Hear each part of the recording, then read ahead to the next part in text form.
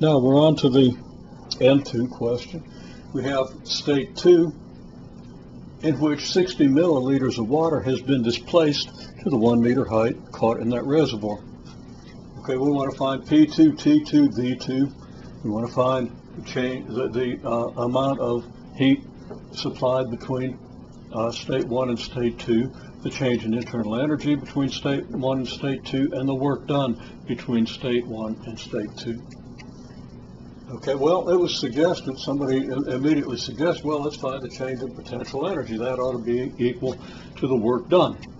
Okay, well, maybe that's true and maybe it isn't. We can test it, but certainly one of the things I do want you to calculate is the change in potential energy. Now, the question comes a little later, but we can calculate it right now.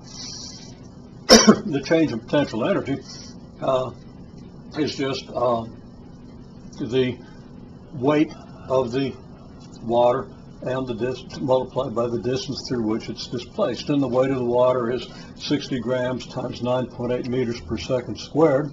That's going to be 0.06 kilograms times 9.8 meters per second squared, which is going to be 0.6 newtons multiplied by 1 meter gives us 0.6 joules. So we very quickly understand that raising 60 grams of water by 1 meter, it requires 0.6 joules of energy. Kind of store that idea away. Now that doesn't rely at all on the analysis of the gas. So we leave the question, is that change, to change the PE, equal to the work done by the gas in the system? Okay, well, the state of the gas. What's the state of the gas in state 2? P2, T2, V2. What can we find? Can we find P2? Can we find T2? Can we find V2?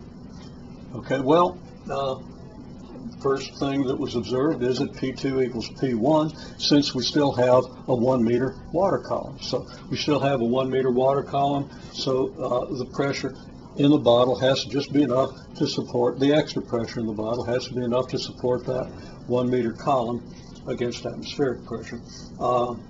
So we find that the pressure doesn't change from state 1 to state 2. What about the volume?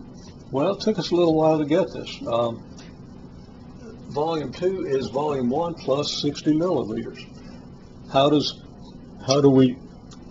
What happens to the volume of the air in this container if 60 milliliters of the water ends up way up here? Well, there's 60 milliliters of water that's no longer in the bottle, so the volume of the air has to change. And of course, that happens due to heating. The only way we change the volume of the air is to heat it. It's going to be heated at constant pressure because, again, we still have that 1 meter of altitude, that water column 1 meter high to support. So we have V2 equals V1 plus 60 milliliters. Well, V1 was 500 milliliters, so that's 560 milliliters, 5.6 liters, 0.00056 cubic meters, whatever way you want to do that. And that's since the gas has to expand in order to displace the water. Now, in order to make that happen, we're going to have to heat up the gas. It's going to have to expand due to a temperature change, so that we calculate the second temperature. Now we can go through an analysis similar to what we did between state 0 and state 1. PV over T is going to be constant, but now T2 is going to be T1 multiplied by the pressure ratio multiplied by the volume ratio. Now the pressure ratio is 1 since the pressure hasn't changed, so there we have it. Volume ratio, again, noting that the units are milliliters over milliliters. We don't have to write the units down, they'll divide out. We can write the V2 over V1 ratio is 560 over 500. Multiplying that by 330 Kelvin, we easily get 369.6 Kelvin.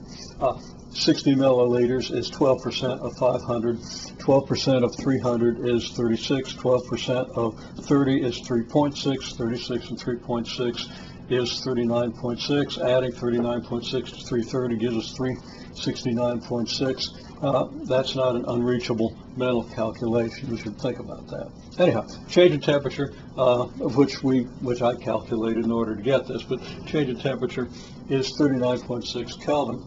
So that the change in internal energy, by the same reasoning we used before, is this, 16 joules in this case, because the 39.6 Kelvin we need to displace that 60 milliliters of water is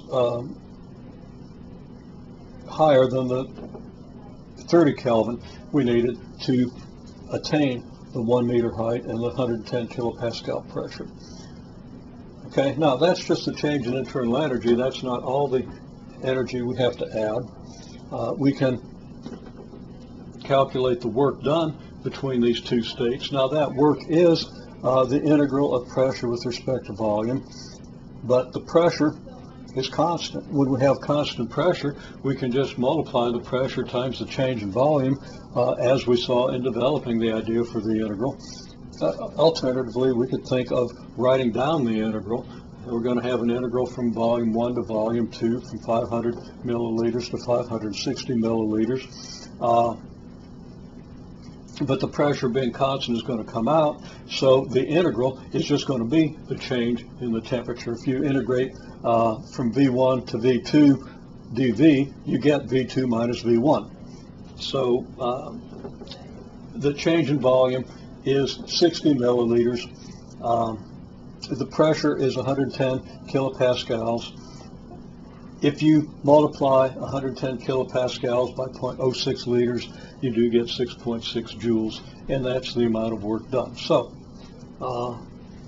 that kind of takes care of state 2. We know then that the work done from state 1 to state 2 is 6.6 joules. Change in potential energy is only 0.6 joules. And that comes out in a fairly simple reason, that we're expanding the gas against atmospheric pressure, not just against the pressure of the water in the tube.